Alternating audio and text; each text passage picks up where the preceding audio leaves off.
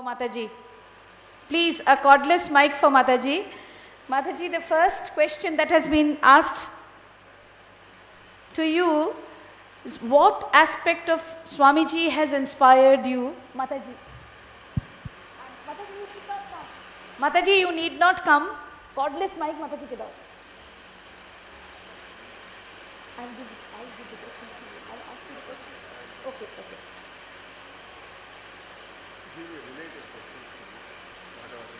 I'll ask you, there are many questions, I'll just ask you.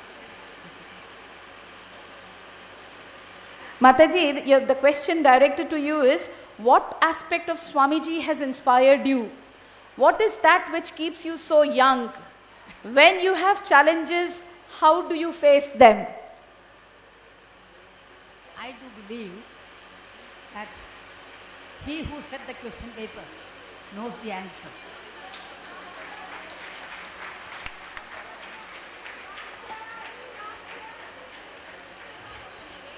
শোনা যাচ্ছে না মাতাজির কথাগুলো, একটু এইখানে একটুখানি সাউন্ড দেবেন। Did you understand the question? I can't hear. He who set the question paper knows the answer. He who sets the question paper knows the answer. That is the answer to the question that has been asked to her. No, see, God placed me in this difficult situation. He will give me the answer. God put me in this situation.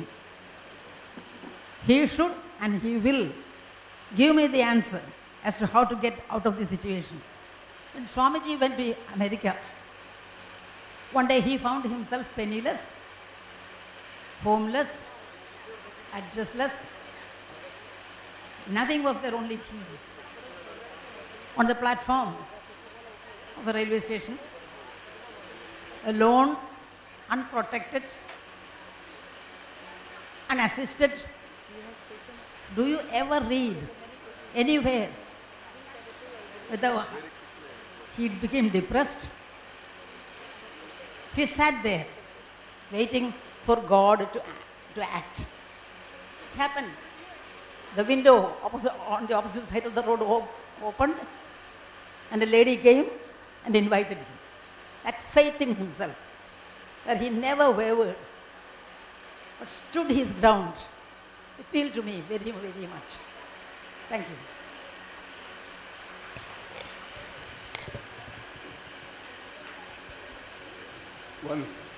What specific aspect of Swami Vivekananda have you tried to imbibe in your life that make you so spirited?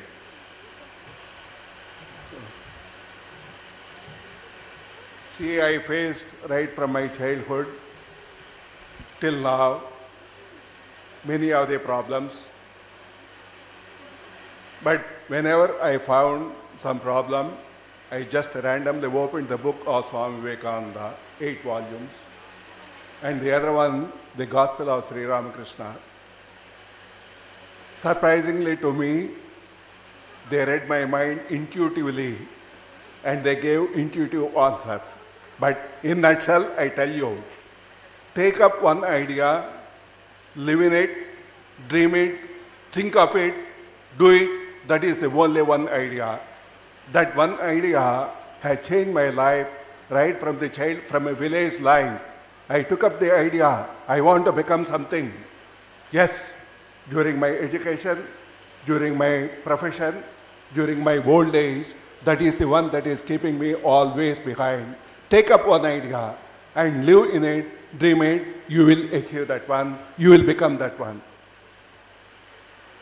On the verge of modernization, we keep forgetting what is authentically Indian. What initiatives should be taken to make aware of the children of their glorious forefathers as conventional schooling system is failing to do. Yes, a student probably he has seen the last slide, authentically Indian. Probably I must appreciate for his keen sense of observation. What is this authentically Indian? Authentically Indian at the core of the thing is the Advaita Vedanta. This Advaita Vedanta, scientifically they acquired, raising their mind from that of the animal instinct to that of the reason and logic. They didn't stop there and went further to the intuitive mind. For a pure intuitive mind, the real truth will they come. Not only real truths, but also the relative truths. So what is authentically Indian is that of Advaitic Vedic philosophy of oneness, plus to acquire that knowledge, to go concentrated mind from reason, logic to that of the intuition. So this is what I understand. And this has to be imbibed into the present day educational system, is that Macaulay himself, he said, he introduced Macaulay system to make Indians as second-rate persons, the followers, not the trailblazers. The trailblazers are our ancient Indians. And some of the people sitting in the front of me at the dais, they are the trailblazers. In their trailblazers, the thing that is running is authentically is the spirituality of the Advaitic philosophy through intuitive power. That is the thing that what I could say. Thank you very much.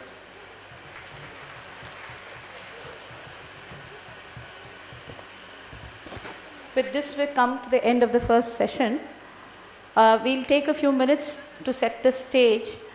But while the stage is being set for the second session, we invite on the stage Sri Pradeep Deb of this Rajbari. And some of you might have heard from his mouth why we have chosen this place specifically to celebrate the 150 years of Swami Vivekananda. But still there are some people, the young who have come here, don't know the value, the historical, what should I say, the importance of this place. So he will tell you why we have chosen this place to celebrate the 150th and birth anniversary celebrations of Swami Vivekananda. Sri Deb.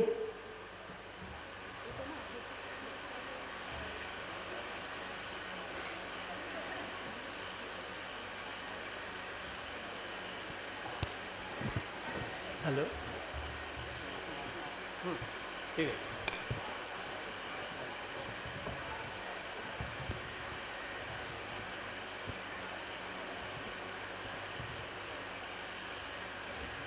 ভগবান শ্রীরামকৃষ্ণদেবের পাদপদ্মে সহস্র কোটি প্রণাম, শ্রী শ্রী মা সারদাময়ীর পদপদ্মে সহস্র কোটি প্রণাম, স্বামীজি মহারাজের পাদপদ্মে সহস্র কোটি প্রণাম।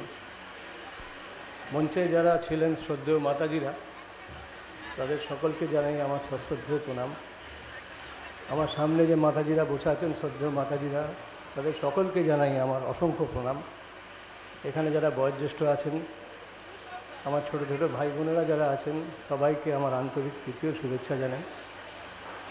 এই মঞ্চে অ্যাকচুয়ালি একটা কথা আমার সবার আগে বলা দরকার, এই মঞ্চে যারা যারা বলে গেছেন, যারা বক্তা, তাদের সঙ্গে একই মঞ্চে এইখানে দাঁড়িয়ে কিছু বলাটা আমার পক্ষে একটা সাধারণ মানুষের মধ্যে খুব অসুবিধাকর। আমি খুব সাধারণ মানুষ, কাজেই খুব কঠিন একটা দায়িত্ব আমার উপরে মাতাজিরা দিয়েছেন। কিন্তু যেহেতু মাতাজিরা আমাকে আদেশ করেছেন, মাতাজিদের আদেশ তো শিরোধার্য, তাই আমাকে সেটা পালন করতে হচ্ছে। তো ভুল ত্রুটি হলে আপনারা ক্ষমা করে নেবেন। 1798 সালে স্বামীজি যখন ভারতবর্ষে ফিরেছিলেন, পুরো পাশ্চাত্য দেশ জয় করে কলকাতা শহর কেন সারা ভারতবর্ষে একটা আলোড়ন সৃষ্টি হয়েছিল। এবং সেই সময় স্বামীজিকে দেখার জন্য মানুষ একদম মানে কি বলবো আমি, মানুষের মধ্যে এমন একটা জিনিস তৈরি হয়েছিল যার জন্য তারা সবসময় অপেক্ষা করছিল কখন স্বামীজি আসবেন, কখন তাকে দেখব। যাই হোক, বজবজ থেকে তার ট্রেন শিয়ালদা স্টেশনে পৌঁছয় এবং পৌঁছানোর পর শিয়ালদা স্টেশনে একটা সুন্দর অশ্ববাহিত গাড়ি ব্যবহার করার জন্য আমরা এই তখনকার দিনে যারা আয়োজক ছিলেন তারা ওইখানে রেখেছিলেন যে স্বামীজিকে ওইখান থেকে সেই অশ্ববাহিত শকটে করে নিয়ে যাওয়া হবে পশুপতি বসুর বাড়িতে। হঠাৎ দেখা গেল তৎকালীন রিপন কলেজ, যেটা এখন সুরেন্দ্রনাথ কলেজ, সেই রিপন কলেজের ছাত্ররা এসে বলল স্বামীজির গাড়ি টেনে নিয়ে যাবে ঘোড়ারা, এ তো হতে পারে না, আমরা স্বামীজির গাড়ি টেনে নিয়ে যাব। তারা ঘোড়াগুলোকে সব খুলে দিল এবং খুলে দিয়ে সেই গাড়ি টানতে টানতে পশুপতি বসুর বাড়িতে নিয়ে গেল। পশুপতি বসুর বাড়িতে স্বামীজি ছিলেন, সেখান থেকে আলমবাজার মঠে গেছিলেন এবং সেখানে বিশ্রাম করেছিলেন। তার কিছুদিন পরে 1798 সালের 28শে ফেব্রুয়ারি এই শোভাবাজার রাজবাটির এই প্রাঙ্গণে স্বামীজিকে এক বিশাল জনসভাতে সম্বোধিত করা হয়েছিল। সেই জনসভাটা যারা সংগঠন করেছিলেন তাদের মধ্যে কলকাতার তৎকালীন বিশিষ্ট নাগরিকরা সবাই ছিলেন, দ্বারভাঙ্গার মহারাজ থেকে আরম্ভ করে সকলে, এবং তারা সবাই এখানে স্বামীজিকে আমন্ত্রণ করে এই জনসভার আয়োজন করেছিলেন। স্বামীজি এখন যেখানে দাঁড়িয়ে আছেন ঠিক সেই জায়গাটাতে সে স্বামীজি বসেছিলেন। আপনারা ওই স্বামীজির মূর্তি দেখছেন, ওইখানে স্বামীজি বসেছিলেন এবং এই প্রাঙ্গণটা পুরো লোকারণ্য ছিল। এই ঠাকুর দালানে পর্যন্ত লোকেরা বসেছিল। ওপরের যে এই বাড়ির চারদিকে তখন বারান্দা ছিল, যেটা এখন বর্তমানে নেই, সেই বারান্দাগুলো সব ভরা ছিল, মানে মানুষ ধরতে পারছিল না। আমরা শুনেছি আমাদের যারা বয়োজ্যেষ্ঠ তাদের কাছ থেকে যে 3500 লোক সেদিনকে এখানে উপস্থিত ছিলেন এবং তৎকালীন যা সংবাদপত্রগুলোর কাছ থেকে যা পাওয়া যায় তাতে আমরা জানতে পারি যে ব্রিটিশ ভারতে নাকি অত বড় জনসমাগম কলকাতা শহরে তার আগে কোনোদিনও দেখা যায়নি। মানুষ পাগলের মতো স্বামীজিকে দেখার জন্য এখানে উপস্থিত হয়েছিলেন। এখানে একটা জিনিস খুব উল্লেখযোগ্য আছে, সেটা হলো যে তৎকালীন প্রথা, সামাজিক রীতিনীতি ইত্যাদির জন্য মহিলারা তখন পুরুষদের সামনে বাইরে আসতেন না এবং তৎকালীন বাঙালি সমাজ বলুন বা কলকাতার যে সমাজ ছিল সেই সমাজে এই রীতিনীতি চালু ছিল বলে স্বামীজি এই বাড়িতে আসার সময় দেখা গিয়েছিল শুধুমাত্র ধুতি পাঞ্জাবি পরা পুরুষ মানুষের ভিড়। মহিলারা এখানে ছিলেন না। মহিলারা সামনে আসতে পারতেন না বলে তারা নিজের চোখে এসে স্বামীজিকে দেখতে পাননি। এই বাড়িতে অনেক মহিলা ছিলেন, তাদের বাড়িতে স্বামীজি আসা সত্ত্বেও তারা কিন্তু স্বামীজিকে দেখতে পাননি। কিন্তু একটা এক্সেপশন হয়েছিল। এক্সেপশনটা কি? মায়ের কৃপা যার ওপর থাকে তাকে তো কেউ আটকাতে পারে না। তো সেরকম মায়ের কৃপা একজন পেয়েছিলেন যার নাম কাত্যায়নী ঘোষ। কাত্যায়নী ঘোষ তখন ছিলেন কাত্যায়নী দেব, এই বাড়ির কন্যা। আপনারা অনেকেই জানেন যে এই বাড়ির একজন ছিলেন যতীন্দ্রনারায়ণ দেব, তিনি এই বাড়ির সন্তান। তিনি ঠাকুরের অত্যন্ত ঘনিষ্ঠ ছিলেন এবং ঠাকুরের কাছে মাঝে মাঝে দক্ষিণেশ্বরে যাতায়াত করতেন। কথামৃততে যদি আপনারা দেখেন একটা জায়গায় আছে স্টার থিয়েটারে ঠাকুর এসছেন, ঠাকুর নরেন্দ্রনাথ দত্ত অর্থাৎ স্বামীজিকে আদর করে বলছেন নরেন খা বলে মিষ্টি দিচ্ছেন। তাই এই ভদ্রলোক খুব বিরক্ত হয়েছেন, বলছেন ঠাকুর তুমি খালি নরেন খা বলছো, আর আমরা কি বানের জলে ভেসে এসছি? তখন ঠাকুর তার থুতনিতে ধরে আদর করে তাকে বলছেন যে তুই ওখানে যাস, অর্থাৎ দক্ষিণেশ্বরে যাস, আমি তোকে অনেক মিষ্টি খাওয়াবো। তো সেই যতীন্দ্রনারায়ণ দেবের কন্যা কাত্যায়নী, তখন তার বয়স ছিল 9 বছর। সেই 9 বছরের কাত্যায়নী তার বাবার কাছে আবদার করেছিল যে স্বামীজি আমাদের বাড়িতে আসছে, আমি স্বামীজিকে দেখব। তো তার পিতা ঠাকুরের স্নেহধন্য যতীন্দ্রনারায়ণ কাত্যায়নীর সেই অনুরোধটাকে ফেলতে পারেননি। যেহেতু 9 বছর বয়স ছিল, তিনি তাকে পারমিশন দিয়েছিলেন এবং সেই 3000 3500 পুরুষ মানুষের মধ্যে একমাত্র এই পরিবারের মেয়ে কাত্যায়নী স্বামীজি যেখানে দাঁড়িয়ে আছেন সেইখানেই স্বামীজি বসেছিলেন পূর্ব দিকে মুখ করে, আর এই পশ্চিমের বারান্দা থেকে সেই কাত্যায়নী দেব স্বামীজিকে দর্শন করেছিলেন। এতই তিনি ভাগ্যবতী ছিলেন, শ্রী শ্রী মা তাকে এতই কৃপা করেছিলেন। এখানে একটা কথা বলার আছে, কাত্যায়নী তখন ছিলেন সহস্র পুরুষের মাঝখানে একজন মাত্র মহিলা। 116 বছর আগের ঘটনা। 116 বছর পর দেখুন আপনারা কি হচ্ছে। আজকে আপনারা চারিদিকে তাকিয়ে দেখুন তো কটা পুরুষ এখানে আছে। চারিদিকে তাকিয়ে দেখুন খালি মহিলারাই এখানে আছেন। মহিলারা স্বামীজিকে দেখছেন, পুরুষরা এখানে এক পাশে সরে গেছেন। হয়তো আগামী দিনে শুধু মহিলারাই থাকবেন, পুরুষরা কেউই থাকবেন না। তো এরকম একটা স্বামীজির যে স্বপ্ন ছিল যে মহিলারা এগিয়ে যাক, পাখিরা কখনো এক ডানায় উঠতে পারে না, সমাজের উন্নতি করতে গেলে, দেশের উন্নতি করতে গেলে দুটো ডানা লাগে এবং মহিলা পুরুষ সেখানে কাঁধে কাঁধে কাঁধ মিলিয়ে এগিয়ে যাবে, সেই স্বপ্ন কিন্তু দেখুন আস্তে আস্তে প্রতিফলিত হচ্ছে। আজকে আমি আমার সামনে দেখতে পাচ্ছি কত মায়েরা এসে বসে আছেন, মহিলারা ভর্তি হয়ে আছেন এবং পুরুষরা এক কোণে মাইনরিটির মতো একদিকে চলে গেছেন। তো এটা একটা ইঙ্গিত। যাই হোক, তো এই ঘটনাটা ঘটেছিল এই ঘটনাটার পর আজকে সারদা মঠ এখানে যে অনুষ্ঠান করলো, এটা একটা ঐতিহাসিক অনুষ্ঠান। আমার মনে হয় রামকৃষ্ণ মঠ মিশন এবং সারদা মঠ মিশনের ইতিহাসেও এটা একটা নতুন অধ্যায় সংযোজিত হলো। আমাদের রামকৃষ্ণ ভাবধারাতেও একটা নতুন একটা জিনিস সংযোজিত হলো। এবং আমাদের মায়েরা যে এইভাবে এগিয়ে আসছেন, মায়েরা যে এত বড় অনুষ্ঠান করলেন এইখানে, সেই একই ভেন্যুতে যেখানে 1897 সালে 116 বছরে আগে এখানে যে অনুষ্ঠান হয়েছিল তারই পুনরাবৃত্তি ঘটলো আজকে। এবারে যেহেতু আমাদের এখানে অনেক বিভিন্ন জায়গা থেকে অবাঙালি ভক্তরা, শ্রোতারা এখানে এসছেন, তাই জন্য মাতাজিরা আমাকে অনুরোধ করেছেন যে এই ঘটনাটাকে ইংলিশে একটু ট্রান্সলেট করে একটা সামারি করে দিতে। তো আমি I am just trying to give a summary of the story for the benefit of those who have some problem in understanding Bengali. Actually, what happened when Swamiji came to this place, after his triumphant return from the West, he was given a civic reception by the noble people of Calcutta. At that point in time, ladies were not allowed to come in front of the male. So, when Swamiji came here, only males were allowed here to see Swamiji, and ladies were not allowed to see Swamiji with their own eyes.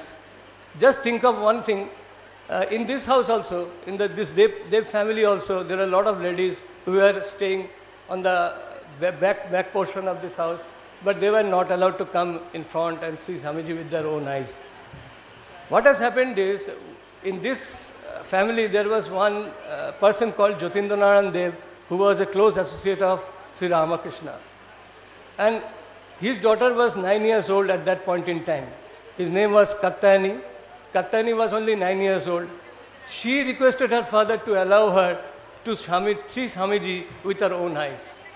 Because of being a very close associate of Sri Ramakrishna, Jyotindranaran could not resist her daughter's request and allowed her to come in front and sit on the veranda on this side and see Swamiji with her own eyes.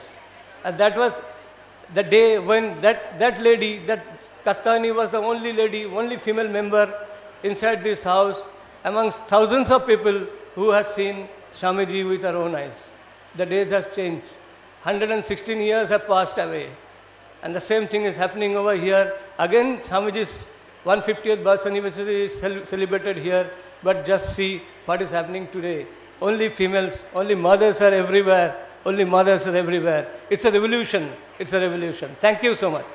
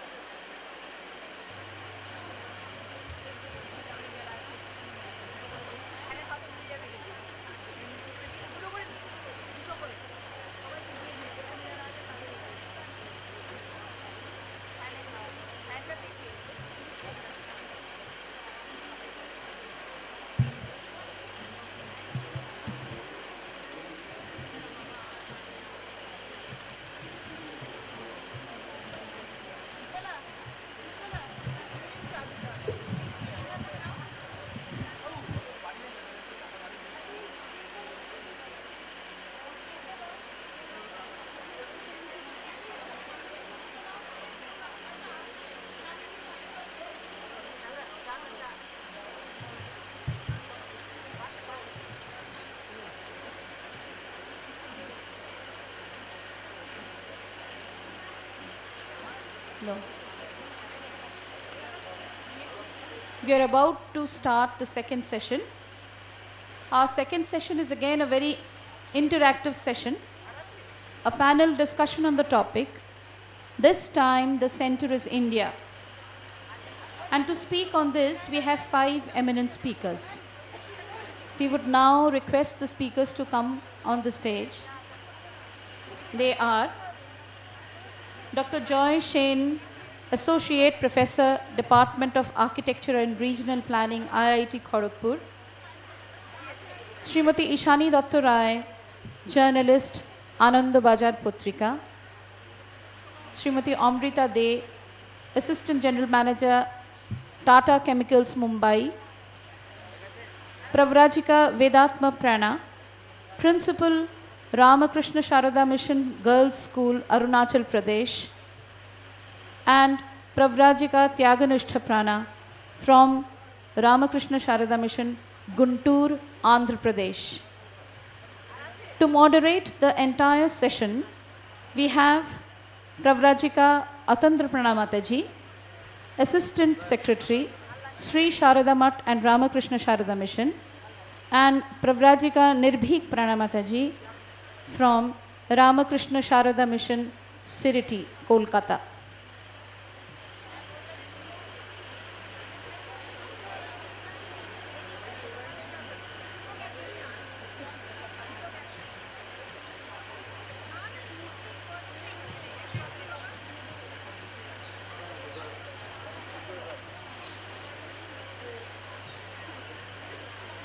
Our students will now, the students of Roshik Bhita will now felicitate the speakers one by one.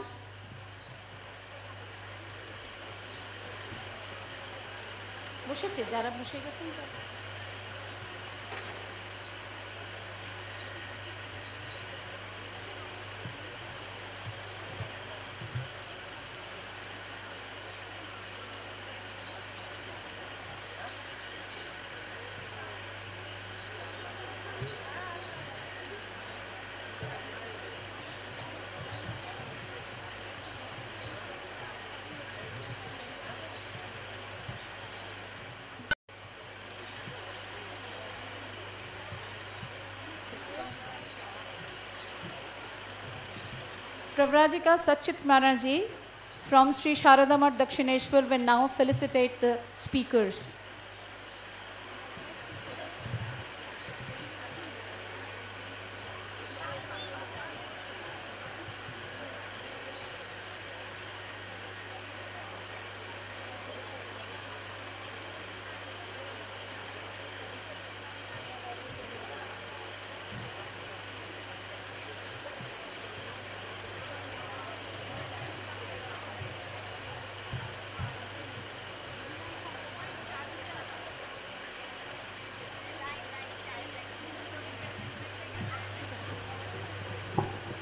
Hello, hello, hello, hello, check, hello, hello.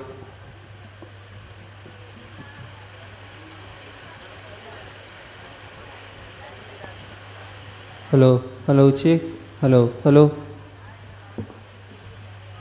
Adrija Dev and Shubhra, Hello, hello, hello, both check. of them are asked hello, to come up hello. on the stage to be the Hello. observers. Please come up on the stage. Hello, hello, hello, hello.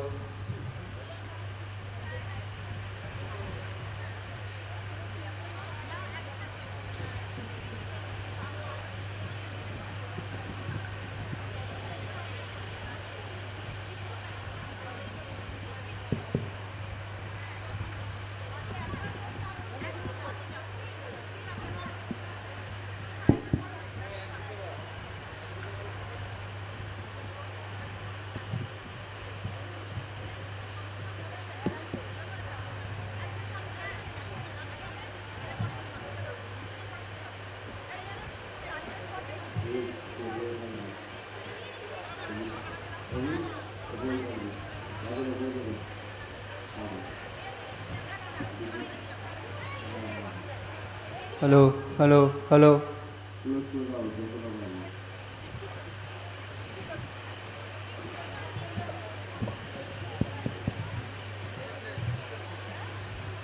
Hello, hello, hello.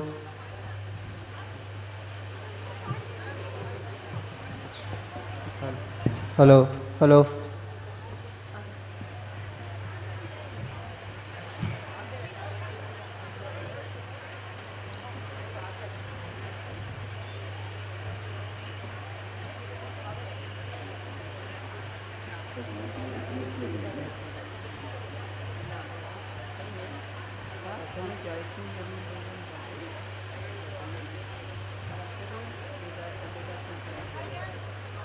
Thank you, Sachit Pranaji.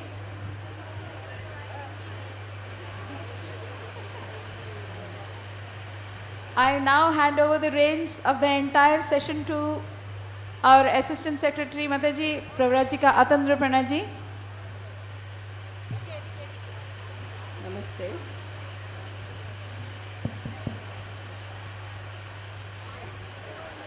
First of all of us, we express our heartfelt gratitude for giving us chance to participate in this discussion, and we expect the interaction from everyone.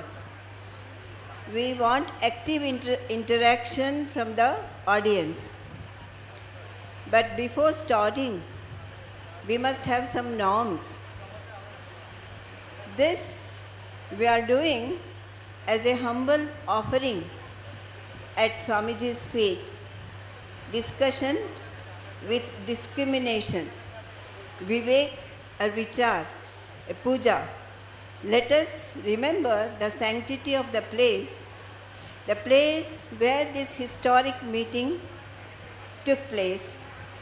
And as one speaker mentioned before, the day before yesterday, Swamiji is in the audience as the participator, and he is also on the stage. So today, this is also another puja that is going on. So that is why I insist, befitting to this occasion, we shall stress to something positive, so that everyone present here carries some positive impression. Swamiji, everyone has defined before, in him everything was positive, nothing negative. So it was not just a wishful thinking in him, but it was a vision. So Swami Ranganathan Maharaj also often said, when there was so many things that's happening and newspaper is reporting, people used to comment in front of Maharaj, Maharaj, you say the glorious India is coming and Swamiji is telling that and you insist that. But we don't see that. There are corruption and corruption everywhere. Then Ranganathanji said a beautiful word, and by chance I was there. He said, see, you represent a organization dedicated to Swamiji and you are serving humanity. There are many micro-organizations coming up everywhere in the country in his name. Let us all combine together and make a good big force. Can it not change the country? Hello. So that was the wish of, the Maharaj said everything turned positive. So that was a puja. That is why I just request all my speakers to confine.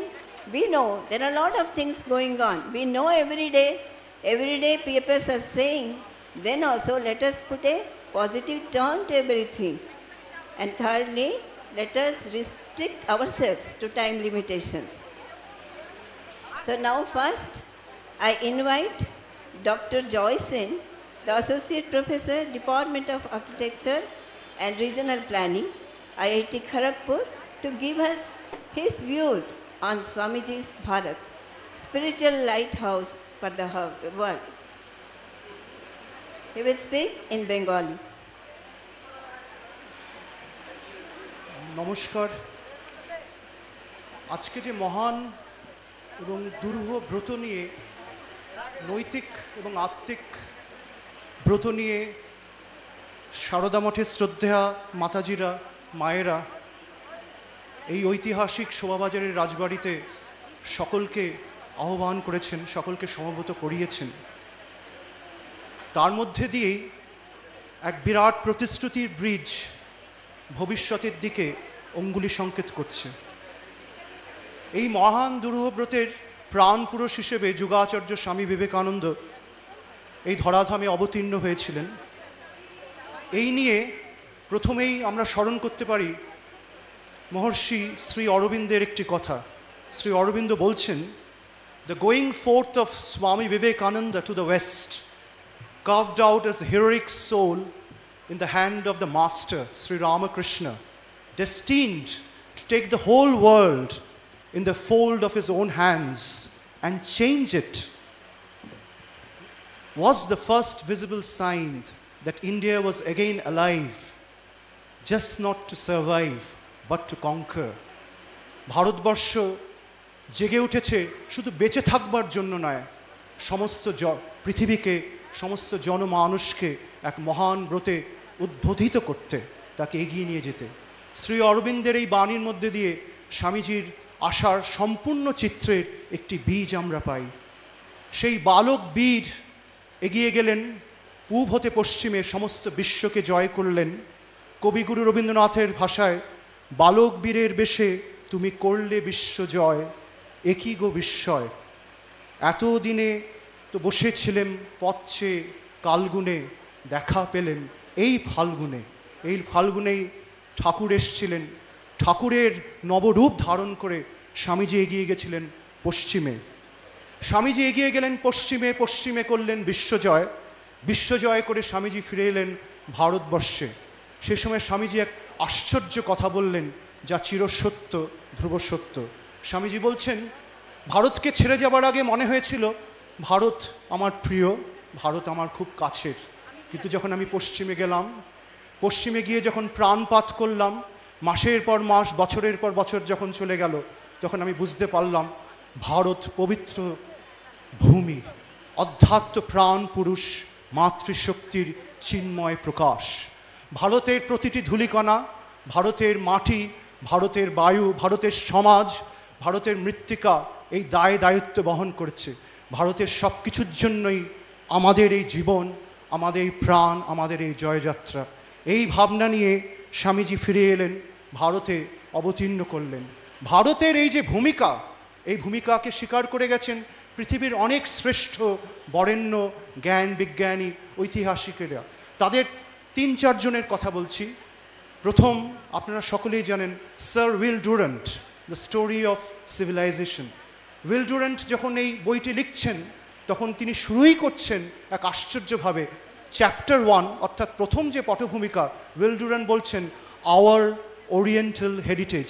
লক্ষ্য করুন, will Durand পশ্চিমের সভ্যতার জয়যাত্রার কথা বলতে যাচ্ছেন, কিন্তু শুরু করছেন আওয়ার ওরিয়েন্টাল হেরিটেজ। কি সুন্দর কথা বলছেন, ওরিয়েন্টাল হেরিটেজ না, বলছেন আওয়ার ওরিয়েন্টাল হেরিটেজ। তার মানে এই সমস্ত পশ্চিমী সভ্যতার যে মূল, তার যে প্রাণ, যার যে সিড, তার যে বীজ, সেটাই হচ্ছে আমাদের প্রাচ্যের যে ঐতিহ্য, আওয়ার ওরিয়েন্টাল হেরিটেজ। পরবর্তীকালে এই কাজ অনেক এগিয়ে যায়। দুজনের কথা বলছি। একজন হচ্ছে ডক্টর এল বাসাম। তিনি লিখলেন এক আশ্চর্য বই, যার নাম হচ্ছে the wonder that was India. আর তারপরে স্যার লিচার্ড লেনয়, যিনি লিখলেন দ্য স্পিকিং ট্রি।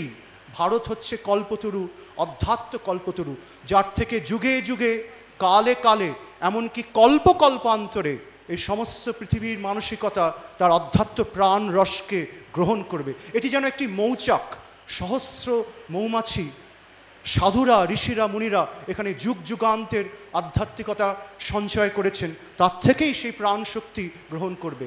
এই সমস্ত মৌচাকের ঘনীভূত মূর্ত বিগ্রহ হয়ে স্বামী বিবেকানন্দ এই পৃথিবীতে অবতীর্ণ করেছিলেন। আরেকটি বইয়ের কথা না বললে বোধহয় অসম্পূর্ণ থেকে যাবে, যেটি ইদানিংকারের প্রফেসর অমর্ত্য সেনের দ্য আর্গুমেন্টেটিভ ইন্ডিয়ান। সেখানে একই ধরনের বক্তব্য ডক্টর সেন রেখেছেন, ডক্টর অমর্ত্য সেন, যিনি বলছেন যে এই ভারতবর্ষের বিভিন্ন দিক আছে, আমাদের দৃষ্টি অপরিচ্ছন্ন হয়ে আছে বলেই ভারতবর্ষে যথার্থ মহিমা ও গরিমা আমরা উপলব্ধি করতে পারছি না। কিন্তু আমরা যদি গভীরে দেখি, তাহলেই আমরা বুঝতে পারবো আমাদের আর্গিউ করতে হবে, আমাদের আর্গিউ করে সেই প্রত্যয়, সেই বিশ্বাসের ভূমিতে পৌঁছাতে হবে, যেখানে আমরা এই মহান বাণীগুলো পৌঁছাতে পারবো। সময় বেশি নেই, চলে আসি স্বামীজির কয়েকটি কথায়। স্বামীজি বলছেন এই পৃথিবীর যে সভ্যতা, সেই সভ্যতার একটি সামগ্রিক দিক আছে, কিন্তু সেটি দুটি ভাগে বিভক্ত। একটি ভাগ সবসময় বাইরের দিকটা দেখেছে, এই বহির্জগৎ, এই ম্যাক্রোকজম, বাইরে কি হলো, ভালো হলো, the social, economic, political liberty, অর্থাৎ তার যে বহির্জগতের দিক। আর এই পৃথিবীর আরেকটি জাতি চিরকালই তার অন্তর্মুখী, তার মাইক্রোকজমিক, তার অন্তর্জগতের দিকটির কথা বলে এসছে। স্বামীজি বলছেন এই দুটি জাতি হচ্ছে সেই প্রাচীন আর্য জাতিরই দুটি শাখা। একটি চলে গেছিল পশ্চিমের দিকে, সেই মেডিটেরিয়ান সি, ভূমধ্য সাগরের দ্বীপমালার মধ্যে, সেখানেই জন্ম হয়েছিল external science, external social liberty, political সায়েন্সের। আর অন্য একটি আর্য শাখা চলে এসেছিল হিমালয় অতিক্রম করে এই ভারতের বিরাট অবভূমিকায়, সেখানেই সৃষ্টি হয়েছিল অন্তর্জগতের। স্বামীজি বলছেন এই যুগে যুগে এই দুটি শক্তি যখনই যখনই একসাথে হয়েছে, তখনই একটি বিরাট ধর্মচেতনা, সামাজিক চেতনার সৃষ্টি হয়েছে। সভ্যতা এগিয়ে গেছে অনেক অনেক অনেক দূরে, অনেক সুদূর প্রসারী হয়ে। স্বামীজি বলছেন যে once in a age of remote antiquity, when the Indian spiritual force came in contact with the Greek intellectual force, there arose the rise of the great nations, that of Persia, the Romaic nations. সেই সমস্ত প্রাচীন সভ্যতা সৃষ্টি হয়েছিল। কেউ কেউ বলে যে ভারতবর্ষের পশ্চিমের ভূখণ্ড থেকেই ল্যান্ড অফ পান্টকে লক্ষ্য করে ইজিপ্টের জন্ম হয়, এবং এই সিন্ধু সভ্যতার থেকে কিশ বা মেসোপটেমিয়া, মেলুহাকে লক্ষ্য করে সুমেরিয়ান সভ্যতার লক্ষ্য হয়। তার থেকেই পার্সিয়া, রোমেনিয়া সভ্যতার বিরাট জয়যাত্রা। সে এক অতি প্রাচীন কাল, সেই সম্বন্ধে আমাদের কোনো স্পষ্ট ধারণা নেই। স্বামীজি বলছেন এর অনেক পরে, লক্ষ্য রাখুন, এর অনেক পরে এই দুটি শক্তির আবার মিলন হয়। সে এমন একটি সময়, তখন আলেকজান্ডার দ্য গ্রেট, শ্রদ্ধেয় মাতাজি নেপোলিয়নের কথা বললেন, তেমনই আরেকজন বীর হচ্ছে আলেকজান্ডার দ্য গ্রেট, কিন্তু একটা লিমিটেড বীর। মাতাজি যেটা বললেন, ব্রেভারি উইথ সার্টেন লিমিটেশন। সেই আলেকজান্ডার যখন পূবের দিকে একটির পর একটি দেশ অতিক্রম করতে করতে ভারতবর্ষে এসে পৌঁছালো, তখন ভারতের সাথে গ্রিসের আবার দ্বিতীয়বার মিলন হলো। বৌদ্ধ ধর্ম তখন ভারতবর্ষের অধ্যাত্ম বিজ্ঞানের প্রধান ধারক ও বাহক। সেই বৌদ্ধ ধর্ম পশ্চিমের জগৎকে প্লাবিত করলো, এবং তার থেকেই সেটি একটি বিজ্ঞানের এবং রিসার্চের বক্তব্য। তার থেকেই সৃষ্টি হলো এক বিরাট ধর্ম বিপ্লব, যার নাম ক্রিশ্চিয়ানিটি। সেই ক্রিশ্চিয়ানিটি সমস্ত ওয়েস্টার্ন সিভিলাইজেশনকে প্লাবিত করলো। এরপরে ইউরোপ ডার্ক এজ, অর্থাৎ অন্ধকারে লুকিয়ে পড়ল। স্বামীজি বলছেন এরপরে এলো সেই তৃতীয় সময়, দ্য মুরিশ সিভিলাইজেশন। এমন একটি সময়, এই সভ্যতা সম্বন্ধে আমরা খুব একটা বেশি খবর রাখি না, কিন্তু when the rest of Europe was dark, সমস্ত ইউরোপ যখন অন্ধকারে প্লাবিত, তখন কিন্তু জ্ঞান বিজ্ঞানের জয়ধ্বজা ধরে রেখেছিলেন মুরিশরা, ইসলামিক মোহামেডান সিভিলাইজেশন। ইসলাম যেই মুহূর্তে সৃষ্টি হয় আরবিয়াতে, তার 50 বছরের মধ্যে ইসলাম পৌঁছে যায় স্পেন এবং পর্তুগালে, আইবেরিয়াতে, এবং সেইখানে সৃষ্টি হয় পৃথিবীর সর্বশ্রেষ্ঠ ইউনিভার্সিটিগুলো। এবং 10th সেঞ্চুরিতে বাগদাদে যখন হারুন আল রশিদ রয়েছেন, তখন ভারতবর্ষের শ্রেষ্ঠ জ্ঞানী গুণীরা এই আরবিয়াকে টাচ করে মুরিশ ল্যান্ডে পৌঁছেছিল। ভারতবর্ষের গণিত শাস্ত্র, ভারতবর্ষের জ্যোতিষশাস্ত্র, ভারতবর্ষের অঙ্কনবিদ্যা, ভারতবর্ষের ক্যালিগ্রাফি পার্সিয়াকে স্পর্শ করে সমস্ত ইউরোপকে প্লাবিত করেছিল। আপনারা অনেকেই জানেন, এর অনেক ডিটেইল রিসার্চ আছে, তার মধ্যে যাচ্ছি না। স্বামীজি বলছেন এ এক বিরাট দিক, তার মধ্যে দিয়েই এই সভ্যতার যে প্রাণকেন্দ্র বারংবার আবর্তিত হচ্ছে। লক্ষ্য রাখার বিষয় হচ্ছে যে আজকের যে বর্তমান পৃথিবী, তা হচ্ছে এই দ্বিতীয় শক্তিরই একটি প্রকাশ, অর্থাৎ এই গ্রিক সিভিলাইজেশন, যার থেকে রেনেসার জন্ম, রেনেসার থেকে ইন্ডাস্ট্রিয়াল সিভিলাইজেশনের জন্ম, এবং এই ইন্ডাস্ট্রিয়াল সিভিলাইজেশনই পরবর্তীকালে প্রশান্ত আটলান্টিক মহাসাগরকে অতিক্রম করে আমেরিকার ভূমিতে গিয়ে পৌঁছায়, যার থেকে নব্য জড়বিজ্ঞানের প্রাণকেন্দ্র আমেরিকার সভ্যতা উদ্ভাসিত হয়।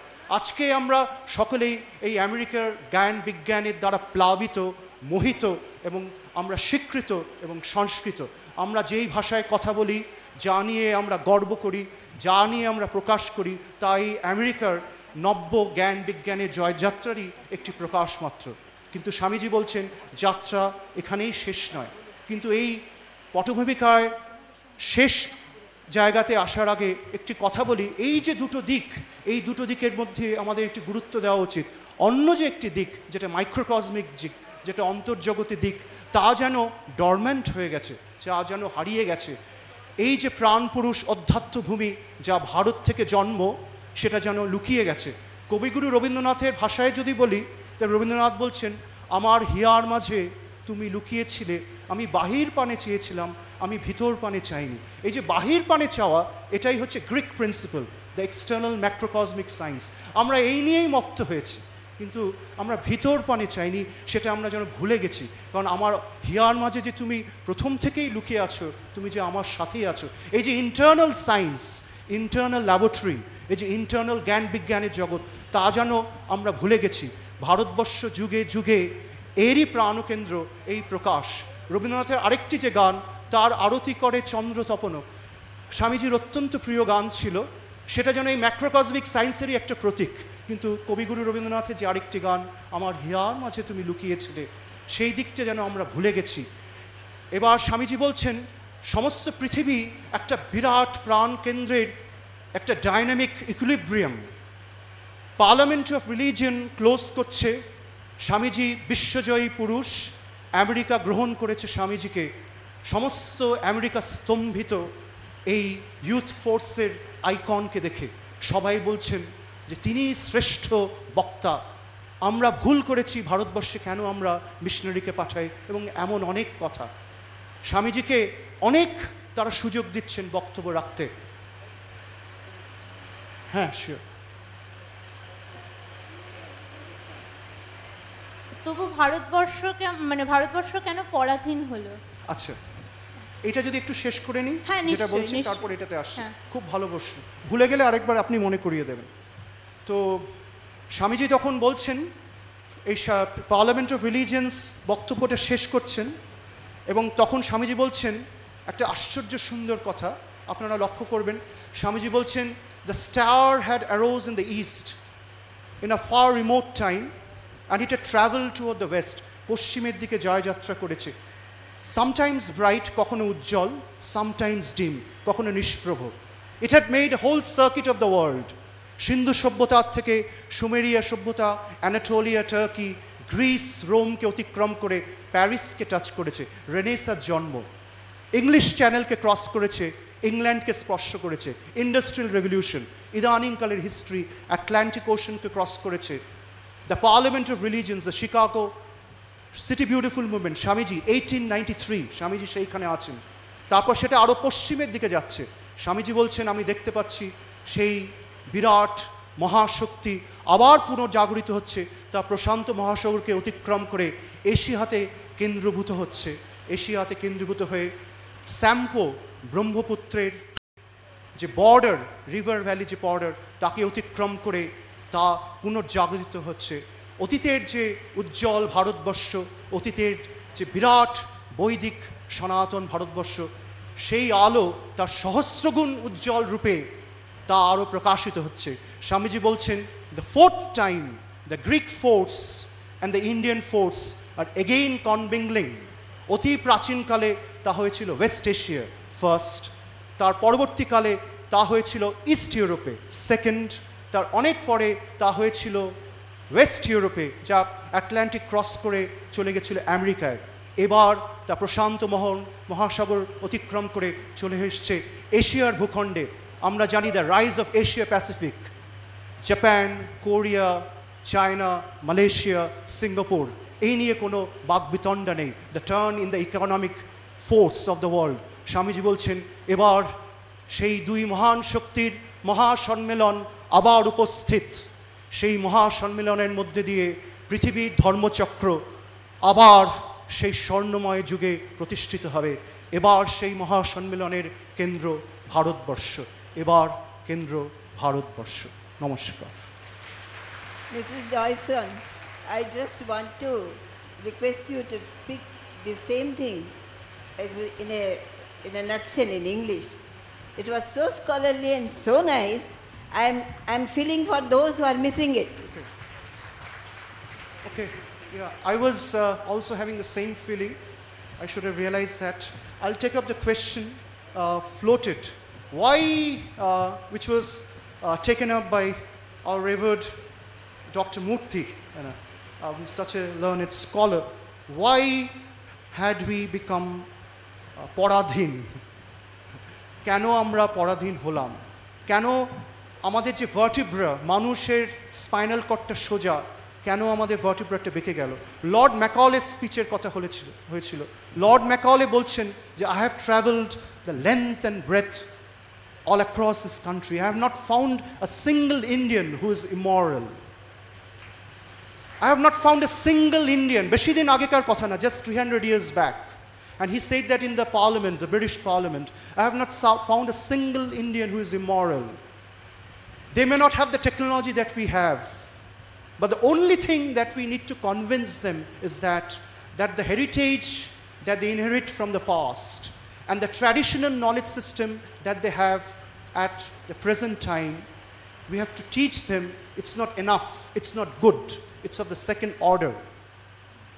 So that in that place they start imitating, and in that place they quickly start inculcating and imbibing an entire colonial Anglo-Saxon British ethos in their blood, and India becomes truly dependent. কিন্তু সম্পূর্ণ দোষ তো ওদের দিলে হবে না, we cannot blame the British. আমি কয়েকদিন আগে অসুস্থ ছিলাম, একজন ডাক্তারের কাছে গেছিলাম, ডাক্তার আমাকে বললেন আপনি নিজে একটু দুর্বল হয়ে গেছেন, সেই জন্য আপনার শরীরে রোগ এসছে।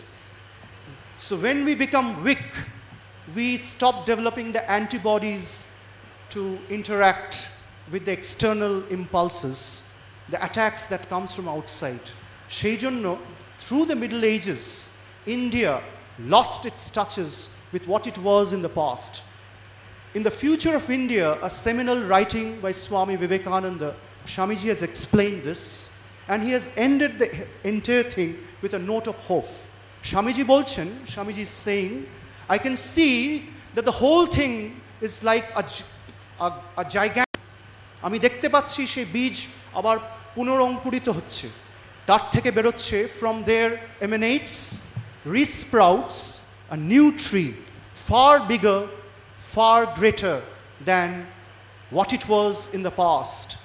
তার মধ্যে রয়েছে সেই অতীতের গাছেরই বীজ, কিন্তু ভবিষ্যতের যে গাছ, স্বামীজি বলছেন ঊর্ধ্বমূল, স্বামীজি এই শব্দটা ব্যবহার করেছেন, আপনারা দেখে নেবেন গীতার কথা, ঊর্ধ্বমূলম অধঃশ্বাখম, spirituality above, materiality below. Whatever we are doing below is linked with spirituality above. Spirituality is the lowest expression of materiality is the lowest expression of the spirituality, and spirituality is the highest expression of the materiality. Spirituality is involved in materiality, and materiality evolves up to spirituality. এই জড় জগৎ আর চৈতন্য জগতের মধ্যে কোনো বিভেদ নেই। স্বামীজির একজন উত্তর ধারাবাহিক হিসেবে যদি এই ভাবনায় কেউ একজন কাজ করে যান, তিনি হচ্ছেন Shri Aurobindo. The theories of evolution and involution, আপনারা যারা জানেন তারা জানেন, যারা একটু কম জানেন তারা দেখে নেবেন। স্বামীজিরই একজন প্রাণ পুরুষ হিসেবে শ্রী অরবিন্দ এই ধরে কাজ করে গেছেন, তার স্বীকৃতি আছে জোসেফিন ম্যাকলয়েড জোর বইতে। জো যখন পন্ডিচেরি ঘুরে আসছেন তখন তার স্বীকৃতি দিচ্ছে। আলোচনা অন্যদিকে চলে যাচ্ছে, আমরা এখানেই শেষ করি। It is just wonderful. I have nothing to add. So only one thing I just want to recall and finish up. Swamiji said, yes, there were falls in the last. History says there are many falls, but we see that our country rejuvenated and came back again. This is the resilience. But this time the fall is unequal. Such a great fall we have never seen. History has never seen. That is why the rise also will be equal to that. That is what Swamiji predicted. Many of these predictions have come true. That is why we are also expecting this also. And another thing, when he met his own childhood friend and was talking in a very leisurely way, he said, Pachu, you see that one after another the waves are falling on our country. But nothing happened so far.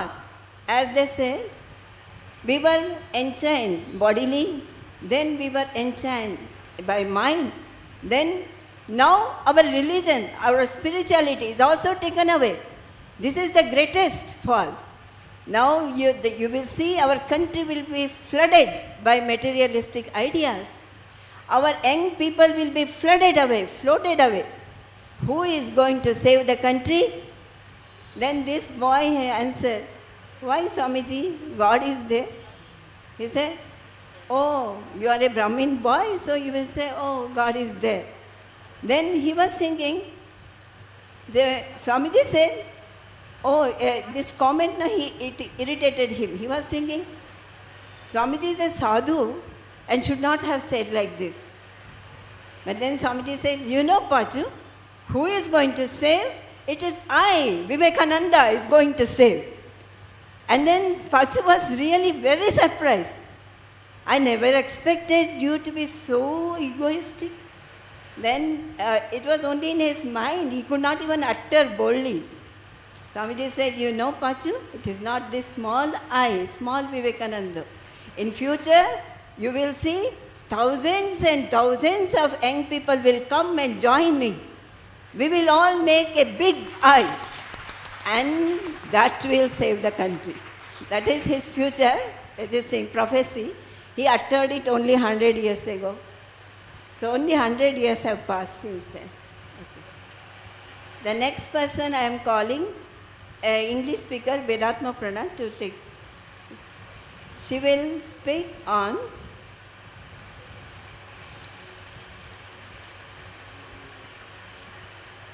the women, the empowerment as expected by Swamiji.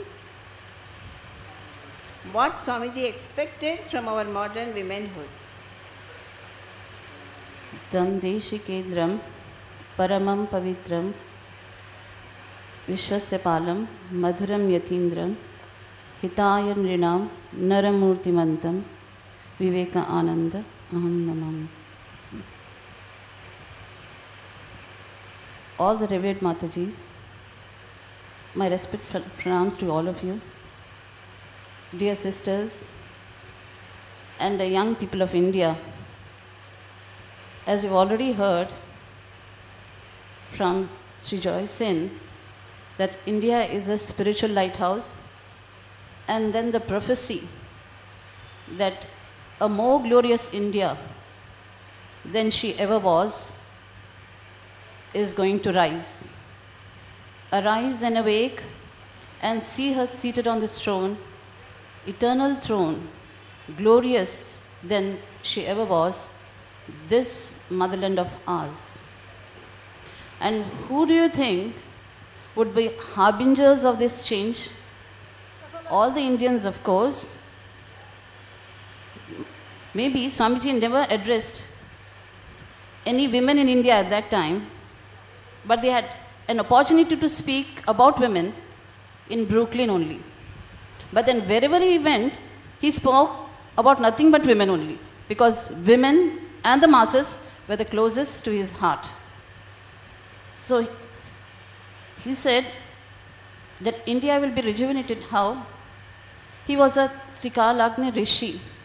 He could see the past, the present, and the future. And then he said, the past has been belonged to the masculine men, but the future is going to belong to the metaphysical women. Just let us gloss the pages of history and see, for young sisters who may be wondering, in what way can we bring about this change? Because what was his expectation from the women of India? What was his expectation from India itself? He said, in the economy of God, like every individual, every nation has something to contribute, something to give. And what had India to give? Its main aim and mission was spiritualizing humankind. Very great responsibility, of course, to shoulder. Now what he said, when just like your body is there, when the body functions properly, that means all the veins, all the blood is flowing clearly in the veins. But just as we heard him say that some antibodies come and attack, and then the blood stops flowing.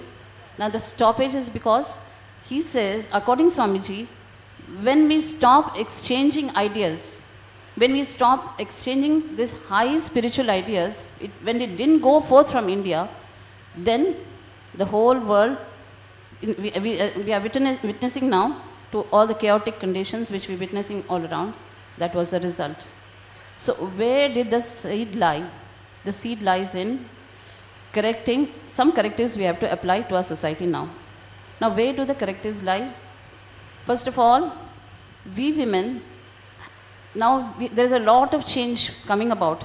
Phenomenal transition is there in the women. You will find them in all capacities, in all fields, everywhere. But then our Shastras would tell us that there are two kinds of vidyas, Paravidya and Aparavidya. Mostly, just like in the morning session, somebody raised the question that we have knowledge and academic excellence, but then we are lacking in another excellence, that is spiritual excellence. When Swamiji talked about spiritual excellence, he had in mind that Gargis and Maitris will be born to deliver this message. Now, are we seeing those Gargis and Maitris among us? Maybe they are sitting among us only, but it might take time for us to see them. Time alone will say. So this Gargis and Maitris from you all have to come. So you must know what India stood for in the past ages also. Just see in India, a very great concept that all the graces in life which we associate, right from the earth, Bhudevi we call, all the graces are feminine, all the graces are women. Why? Because we have been, in a sense, Shakti Upasakas. It's in our blood. We can't forget it. Motherhood of God is very much in the blood of India. So, these Shakti, and then other graces are there. She's in one form Annapurna. She's in one form, all the graces we see like culture, wisdom, we say it's Saraswati, and abundance, prosperity, we say it's Lakshmi. So all these combined, and then finally, the bestower of knowledge also is also Uma. So this time, we have to focus on our Sri Shima, who led a silent life in Jairambati, and Sri Ramakrishna, both of whom were the force behind our Swamiji. Now, in the modern age, some things are there which may not go well with our youngsters. They have knowledge, but there's some deficiencies have remained in us which we'll have to clear. Now, what are the deficiencies? We'll see. Earlier, the women knew the Indian ideals, because Swamiji had said, any attempt to modernize Indian women, if it takes her away from the ideal of Sita, is going to be immediately a failure. How many of us are ready to take this? Excuse if me. it's going to take us away from the ideal of Sita, how many of us are ready to take this? You know, Mataji? Vedatma Yeah. Pranaji, I have a question. You are telling, Swamiji is telling our ideal is Sita. But nowadays, if you tell these modern girls, your ideal is Sita, they don't like it. So can you put it in the modern idiom, and like what characteristics they can imbibe from yes. Sita? Very good question. Now, what actually qualities? Sita doesn't mean that you will also have to go to Vanvas. That is the predominant idea. Or not that you also, a predominant idea is that you have always to be a taker. You are at the receiving end of everything. No. This thing is very great quality about Sita is, she might appear to you as a passive receiver, never. She was always an active observer, less talker. So she would walk the talk. We don't walk the talk, but she used to walk the talk all the time. Now what way? See, she is a wife of no less a person than Sri Ramchandra. And then she had to, he said his decision was to go to your Vanvas. But she readily agreed. Why? She wanted to go with him. He asked her not to go. But then still she insisted that she must follow as a pativrata. That dharma, that in prosperity only I'll be there, but in adversity, maybe a diverse case will be there. That was not Sita. That was not. In that way we have to go back. In prosperity as well as in adversity, we'll be together.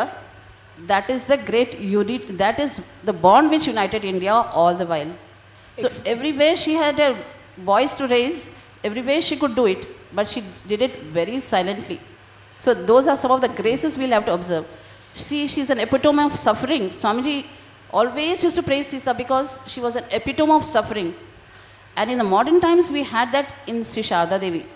Silently living away from public gaze, but then she could give such good, wise ideas, so that today she stands as a bonding force both in Ramakrishna Mission and Ramakrishna Matan Mission and Sharda Mission.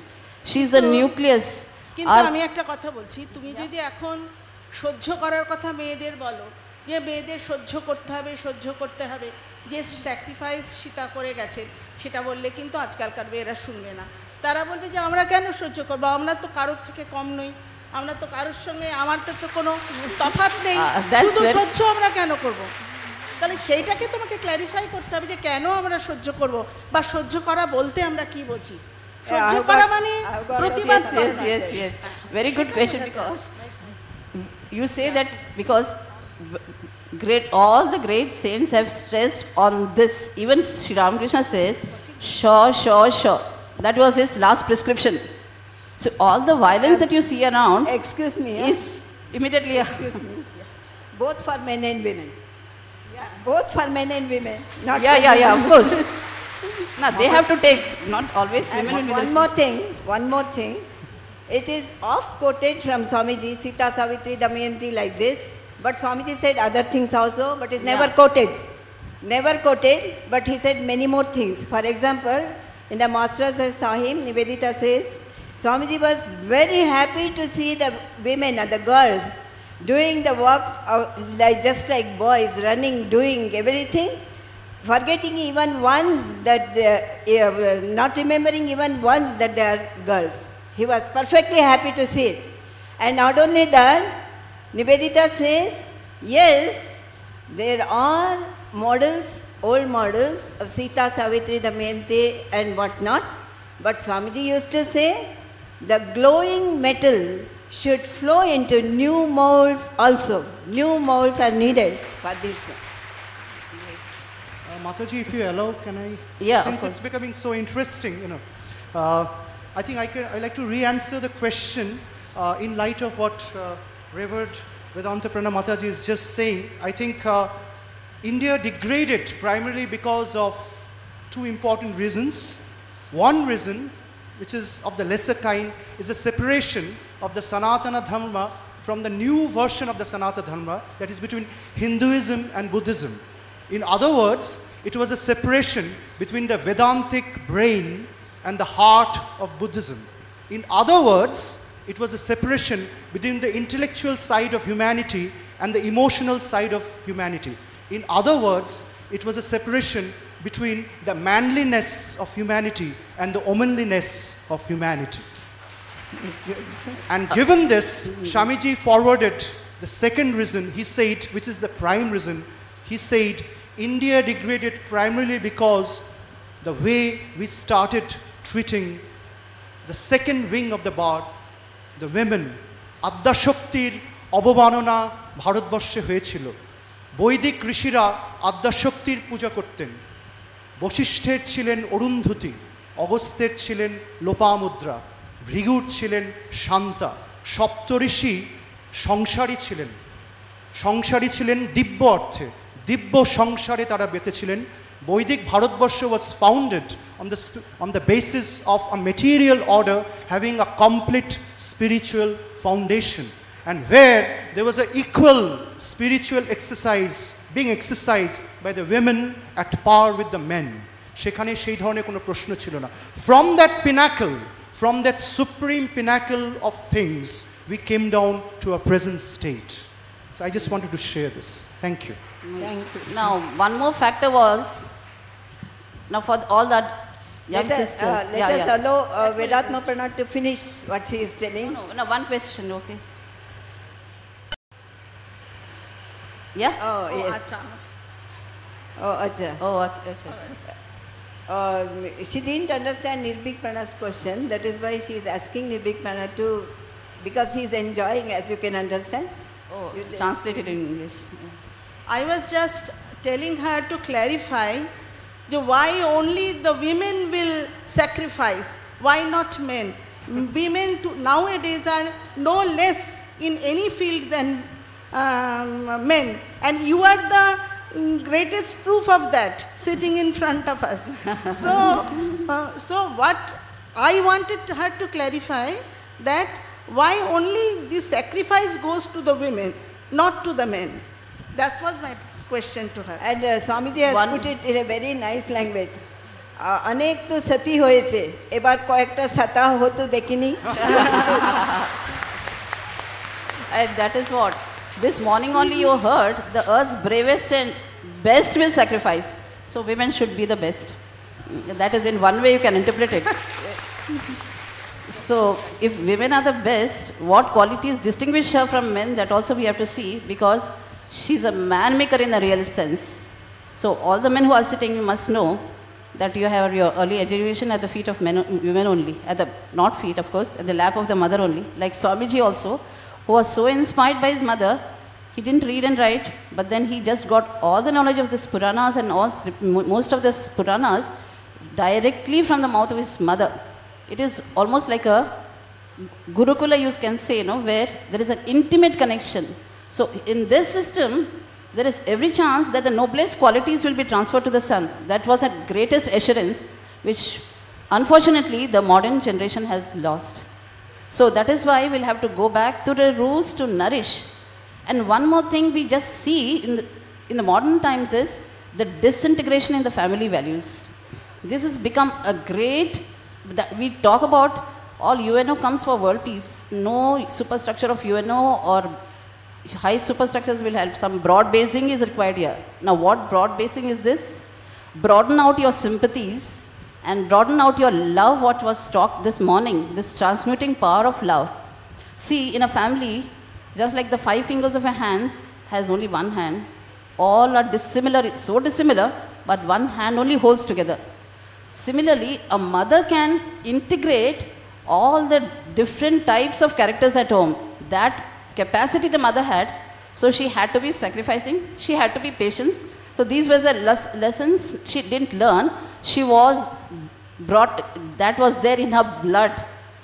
Understand? So that is why this harmonizing capacity, if women take up only the masculine qualities, see for some time we had this feminist movement outside. Mind you, we didn't have one in India, because we cherished higher and brighter values for women. So that's why we couldn't have a feminist women here, out here. Though women take to the streets nowadays, that's a different thing. But then, now what is this power which will just harmonize, because she has got that power to accept, harmonize and integrate. So this power, if women now feel that they are becoming too career oriented, and this life skills which she has to pass on to the next generation, if she goes far away from this, then there will not be any unity or no world peace. So world peace rests in a hand. Understand? Exclusively in the hand of women now. Now how you just tell me? Just see, what happens is, when there are a noble woman, of course she can just, a dominant husband, she can just mellow him. And then when she transcends his physical being into a motherhood, she absolutely absorbs. Everyone has a children, and all around her, whoever moves becomes a child. And she passes on to her children also. Slowly, not through any precepts, but very slowly through her example only. And then this happens. And then another nobler woman is there still further. She tries to develop a sense of oneness, the one consciousness in every being and everything. That is why we had lots of one Mahotsava and this in earlier times. Women used to, remember, they used to worship plants. So this was a kind of integral vision she had, not only of among all the beings in the world, among all the creatures of the world also. See, small acts of her. Before eating food, go and give it to the cow, keep it before the crow. That means this integral vision we had. We never attended perhaps any earth summits, but this was an inborn quality in women. Now, so that is why I'm saying, now this mother part is going to empower us and then bring the world closer together and make it a happy global village to live in. So that is why what happens is, in the mother's life, we have the motherliness crowned to its fullest extent. That is the spirituality. Who can only whisper to us, my dear child, no one is a stranger, the whole world is your own. This we think, the future mothers, this is why Swamiji wanted the superwomen, supermen also he wanted, and superwomen to come and integrate the world. And that is why he expected a rejuvenated India, more glorious than she ever was. Then some of the bad streaks in a women, that must be corrected. For that, Thakur has given us a very small prescription. You know, Thakur must have been illiterate, but then he had sound moral education. Now what happened was, once he was overhearing, he never went to school regularly also, he was a truant. But he was hearing some Durga Das boasting that he has introduced Parda for his whole household and that nobody could just see the women of the household. Then Thakur gave him a very nice corrective. It was a powerful one-liner. He said, see sir, you can't protect your women by Parda. She must be given moral education and she must develop devotion to God. Now when you say SMS 181 is going to save the women of the country, I'm very sorry. Because what is finally going to say, women must learn to respect herself first. That is, dharmo rakshati rakshita, she must learn to protect her dharma herself first. Then men will try to do it. Because once she sets an example, no man, Swamiji says, a chaste woman, if she moves in the streets, nobody has this strength to face her. You see, Bharati Pranam Mataji was a product of Nivita Girls' School. Before that, she was the first president, but before that she did 27 years of tapasya in Banaras all alone. She didn't have a mobile phone, she didn't have a telephone, but then all the security she got through devotion to God. And then after that she handled the whole organization. That is what Swamiji meant by chastity, modesty, which a woman has to develop. If you are going to pay a tribute to Swamiji for his 150th anniversary, we will have to pledge this, that we are going to rise to such great heights once again by holding to our spiritual values. That is going to nourish us, nourish generations to come. Thank you all.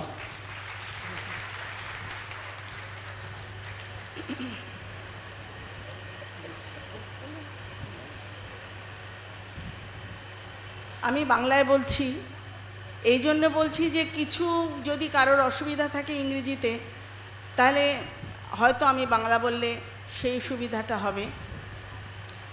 এতক্ষণ আমরা ভারতীয় মেয়েদের কাছে স্বামীজি কী চেয়েছিলেন আর কেন কী চেয়েছিলেন, সেটা এই মডার্ন যুগে মেয়েদের কাছে কী চেয়েছিলেন সেটা নিয়ে আলোচনা শুনলাম। এর থেকে আমরা একটা ডিসিশনে আসতে পারি, একটা কনক্লুশনে আসতে পারি যে স্বামীজি যে বলেছিলেন এক পক্ষের উত্থান সম্ভব নয়, শুধু সেটা নয়, তার থেকেও বেশি কিছু। সেটা হচ্ছে মেয়েদের কিন্তু এই সমাজে ডাবল রোল প্লে করতে হয়। তারা একদিকে যেমন বাইরের অফিস, তাদের বাইরের কাজকর্ম সামলায়, তেমন তাদেরই কিন্তু বাড়িটাও সামলাতে হয়। যদি মায়েরা বাড়িকে নেগলেক্ট করে অফিস করে বা অফিসকে নেগলেক্ট করে বাড়ি যেমন করতে পারে না, তেমন বাড়িকে নেগলেক্ট করেও মেয়েদের পক্ষে শুধুমাত্র বাইরের কাজ নিয়ে থাকা উচিত না, বা তাহলে এই সমাজ, এই সংসারকে সুন্দরভাবে গড়ে তোলা যাবে না। স্বামীজি নিজে একটা জায়গায় বলেছেন যে আমাদের যেমন একটু আগে যেটা বলছিল যে তপস্যা করতে হবে, স্পিরিচুয়ালি নিজেদের বাড়াতে হবে, জাগাতে হবে, সেরকম স্বামীজি বলছেন দেশীয় নারী দেশীয় পরিচ্ছদে ঋষি মুখাগত বাণী বলবে, তাহলে একটা মহা রোল উঠবে। জগতে মেয়েদের কাছে স্বামীজির অনেক অনেক বেশি আশা ছিল যে মেয়েরা এই সমস্ত সংসারটাকে, এমনিতে স্বামীজি আমেরিকায় বলেছিলেন যে west is for the individualists আর east is for the socialist.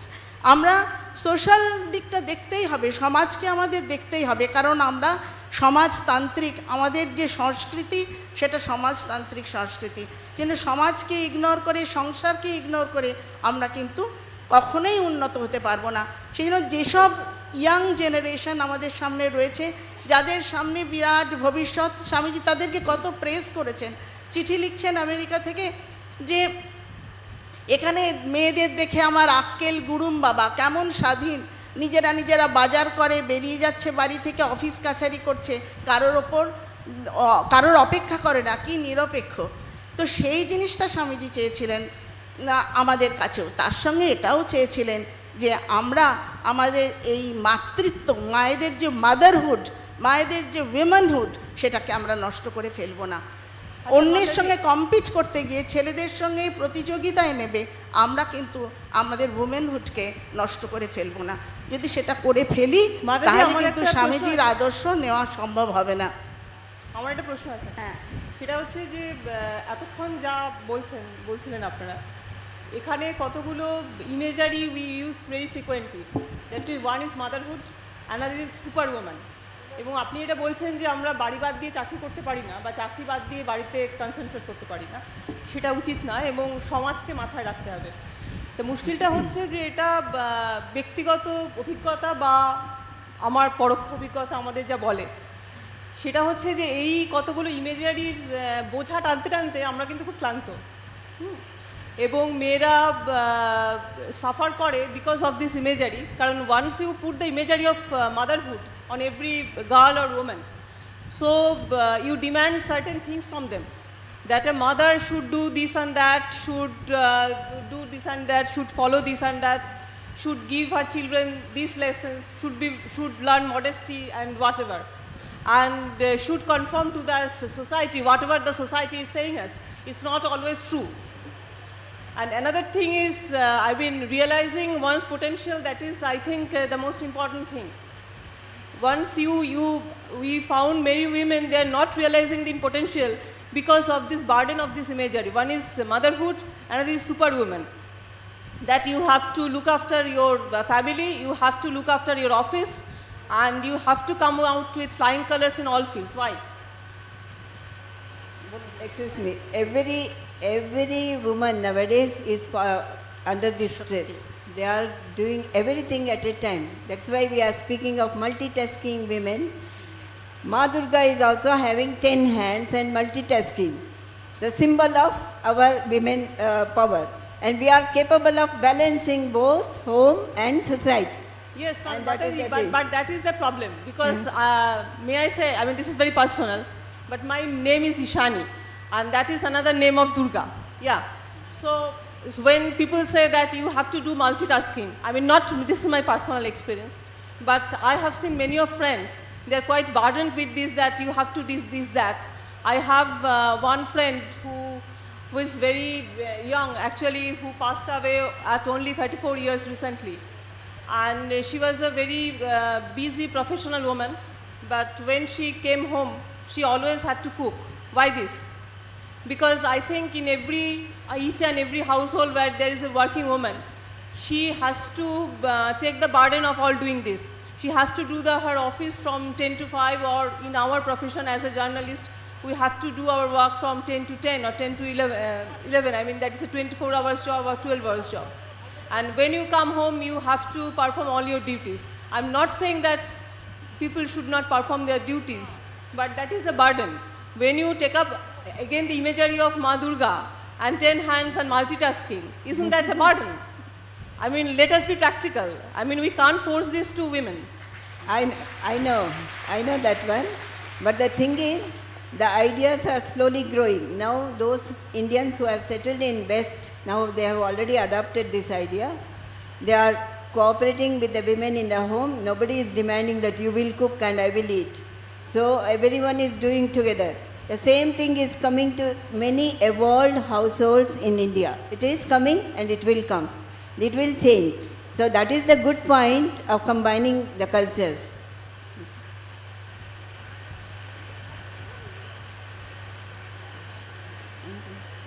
Now let us...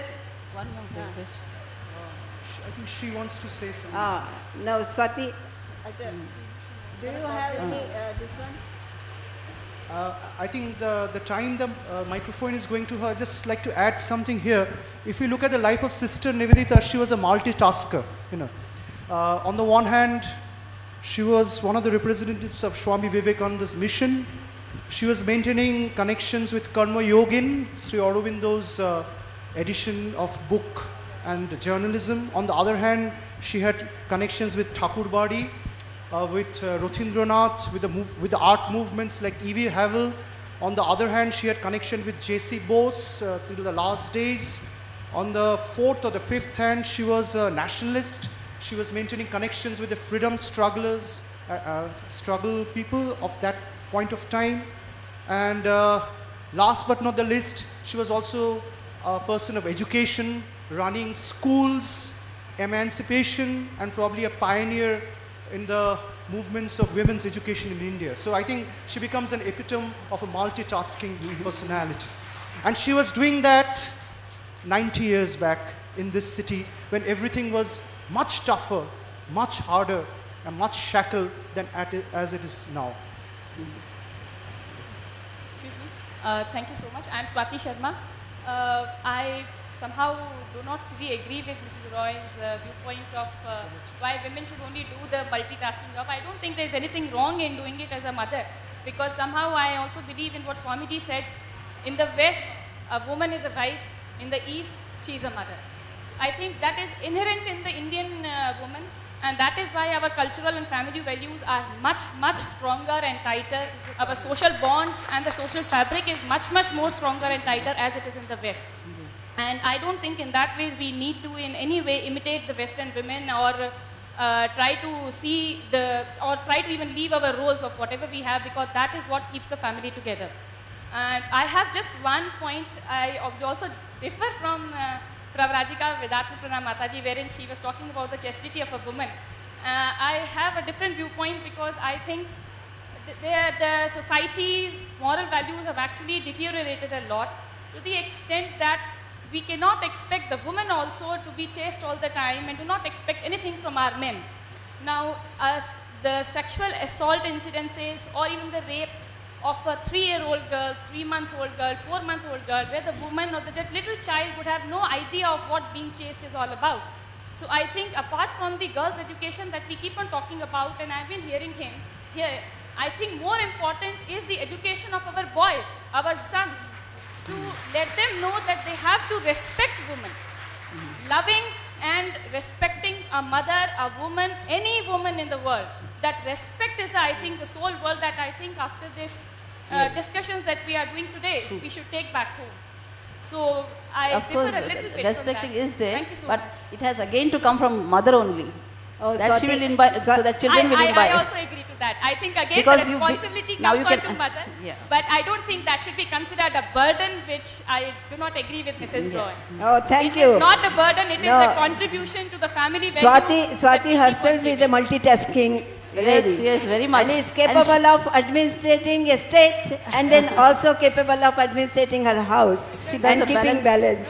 And my- Swati, please hand over that microphone to TGK Murthy. Now, He one more wants to thing. say something. She brings along her child with her so that he can imbibe good qualities from everywhere. That is her greatness.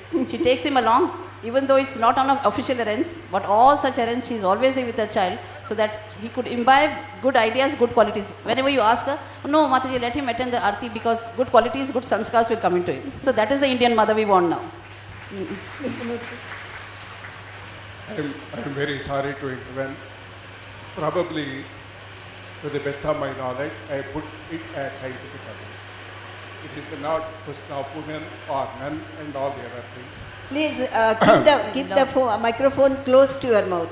Yeah. Yeah, in science, whether it is man or woman, we have the brain. This brain has got left brain and right brain. The right brain is control the emotions, the imaginations, the creativity, and these things are controlled by the right brain. And the left brain is logic, reason, and fragmented. But whereas the right brain is the holistic. As a whole, it can see. The left brain sees only in pots and all the other things.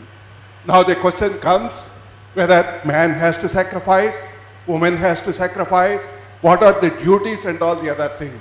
It is none of these things. The science, what it says is that women, they are right brain, and majority of the women are right brain dominated, and majority of the men are left brain dominated. What it means is that women, they can see anything, everything as holistically, and a man can see in fragmented fashion. So when a woman sees as a holistic thing, she knows what is the end result of that one. And the life, scientifically what it says is that it wants to live eternally. That is one of the reasons the life process keep on going. So when the life process keep on going, the right brain women, they see holistically the problem. For that one, it says, I sacrifice. And out of the sacrifice, I will get this life continuity. Actually, mitochondria has been created out of the sacrifice of this, one of the aspects of the two cells. So it is not the question of the rights or duties or any other thing. It is a scientific bond of women are dominated by the right brain and the men are dominated by the left brain. Now in the modern world, they are trying to see how both left brain and right brain can be balanced together. That is the society that what is required, and where the men and women, no distinctions are there at all. That is the thing. Yes, that is of course true, but that is the last word in the Advaita philosophy. From personality to impersonality development it will be. Now if we give a chance to Mr. T.G.K. Murthy to speak on right brain and left brain, he will take the complete 1 hour. There is so much talk. Mataji, we have one more question. Not a question as such. It's only a comment which I thought, if I'm allowed, I'll make. Should I, Mataji? Yes. I think it is a matter of priorities, continuing from what Dr. Murthy has said. Our choices, our decisions are also our priorities. I think we should be very clear about our priorities. Instead of talking about multitasking, or instead of talking about super women, etc., instead of talking about suffering, sacrifice, etc., we should first take our priorities. Mother Sharada had a lot of suffering, we say. But throughout her biography, we see that she keeps saying there's a picture of bliss in my heart. So how does the picture of bliss come? Pain is inevitable, but suffering is optional. Let me repeat. Pain is inevitable, but suffering is optional. It is the mindset which is most important. Since Dr. Murthy spoke about the mind, I thought we should talk about the psychological dimension.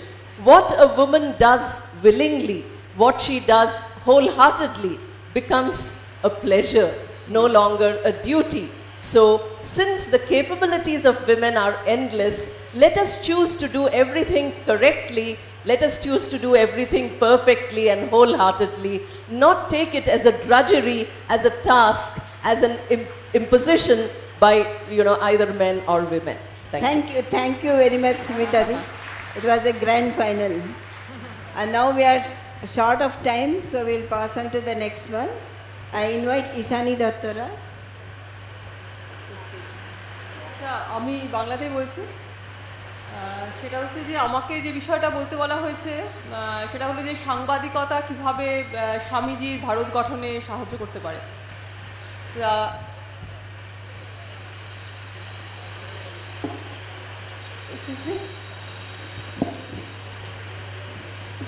Okay, first I speak in Bangla and then I can translate in English in short. Yeah. তা আমার কাছে বিষয়টা শক্ত এই কারণে যে আমি মনে করি না যে আমার খুব যোগ্যতা আছে যে কি হওয়া উচিত এবং কি করা উচিত সেটা বলার। তাই আমি কতগুলো স্টোরি আমাদের ভাষায় যেটা বলে সেগুলো বলবো আর কি, সেরকম ঠিক করে এসেছি। আর এই আমি বলে শুরু করলাম বলে কেউ কিছু মনে করবেন না, কেন এটা অহংকারের কোনো প্রকাশ নয় আর কি। আমি এটা প্রথমে একটু বলে নিচ্ছি, কারণ এই প্রশ্নটা যখন আমাকে বিষয়টা দেওয়া হয় তখন আমার মনে হয়েছিল যে নিজের দিকে একটু তাকানো দরকার, কারণ আজ থেকে অনেক বছর আগে আমি যখন এই প্রফেশনে এসেছিলাম তখন আমার ভাবতে হয়েছিল যে মানে আমার কেন এসছি আর কি, সেটা তো একটা বিষয় সবাইকে বলার। তা সেটা তখন মনে হয়েছিল, তখন খুব মনে হতো আমরা যারা অনেকেই এসেছিলাম যে এমন কিছু লিখবো যাতে মানে দুনিয়াটা ওলটপালট হয়ে যায় আর কি, মানে আমার লেখা পড়ে একটা বিশাল বিপ্লব হয়ে যাবে বা একটা পরিবর্তন আসবে, এরকম আমরা অনেকেই ভাবতাম। যদিও এখন দিনের শেষে দেখি যে সেগুলো কিছুই হয়নি, কিন্তু কেন ভাবতাম তার কতগুলো কারণ আছে। কারণ আমার অন্তত মনে পড়ে যে আমরা কতগুলো রিপোর্ট এমন পড়েছিলাম, সেটা খবরের কাগজেই হোক বা পত্রপত্রিকায় হোক, যেগুলো মনে হতো যে এরকমটাই লেখা দরকার বা এটা হলে মানে একটু তাত্ত্বিকভাবে বলতে গেলে যে দেশটা গঠন হয়, সেটা অত ভাবিনি সত্যি কথাই। কিন্তু সেরকম কিছু লেখা আমি উল্লেখ করব এবং ঘটনার কথা যেটা খুব প্রভাবিত করেছিল। এবং আমার মনে হয় যে এই ধরনের লেখা যেগুলো পড়লে সংবাদপত্রে হোক বা টেলিভিশনে দেখানো হলে অনেকে অনুপ্রাণিত হন বা অনেকে ভাবেন যে এটা বদল হওয়া দরকার। তো 1988 সালে তখন রাজীব গান্ধী প্রধানমন্ত্রী ছিলেন। তা বিহারের পারারিয়া গ্রামে একদল পুলিশ ঢুকে 25 জন বিভিন্ন বয়সের মহিলাকে ধর্ষণ করে। তা তাই নিয়ে তখন দেশে খুব আলোড়ন হয়েছিল। এখানে কলকাতা থেকে একটি পত্রিকা বেরোতো প্রতিক্ষণ বলে, তা প্রতিক্ষণের সম্পাদক ছিলেন স্বপ্নাদেব, এবং স্বপ্নাদেব একটা লেখা লিখেছিলেন প্রধানমন্ত্রীকে খোলা চিঠি বলে। আমি তার একটা ছোট্ট অংশ পড়ছি। উনি লিখছেন, আমি কোর্টটা শুরু করছি, যে এই গ্রামের পুরুষরা বাক্যহারা। 30-40 জন পুলিশ যখন গুলি ছুটতে ছুটতে রাতের অন্ধকারে গ্রামে ঢোকে, তখন তারা ধরেই নিয়েছিলেন হয় খুন নয় গ্রেফতার হতে হবে তাদের। তারা খাওয়া জন্তুর মতো পালিয়ে যাওয়ার সময় একবারও তাদের মনে হয়নি প্রতিশোধ নেমে আসবে নির্লজ্জ উন্মুক্ততায়, তাদেরই স্ত্রী কন্যা বা মাতা পিতার উপরে। শরীর দিয়ে কোনো পিতা রক্ষা করতে চেয়েছিলেন কন্যাকে, কোনো মা বুকে আঁকড়েছিলেন পুত্রবধূকে। লাঠি দিয়ে থেতড়ে দেওয়া হয়েছে তাদের নখের ডগা, পায়ের জোর। এই পুলিশের সকলেই ছিল উর্দিপরা, সশস্ত্র। যোশীডি থানার নবনিযুক্ত বড়বাবু একটি উর্দিপরা সুকুমার পুলিশকে দেখিয়ে জিজ্ঞেস করেছিলেন, আপনি বলুন এই পোশাকে রেপ করা যায়? এ বিষয়ে কোনো মতামত দেওয়া আমার পক্ষে সম্ভব ছিল না, আর পাড়ারিয়া গ্রামের কন্যাসম মেয়েদের এ নিয়ে প্রশ্ন করতে আমার সাহসে কুলোয়নি। তা আমার মনে হচ্ছে যে এই জন্যই আমি এই লেখাটার উল্লেখ করলাম যে দেশটা গঠন করতে হলে তার যে অন্যায়গুলো তো তুলে ধরা দরকার, এবং স্বপ্নাদেব সেটা খুব সাহসের সাথে এবং এরকম একটা লেখা পড়ে তুলে ধরে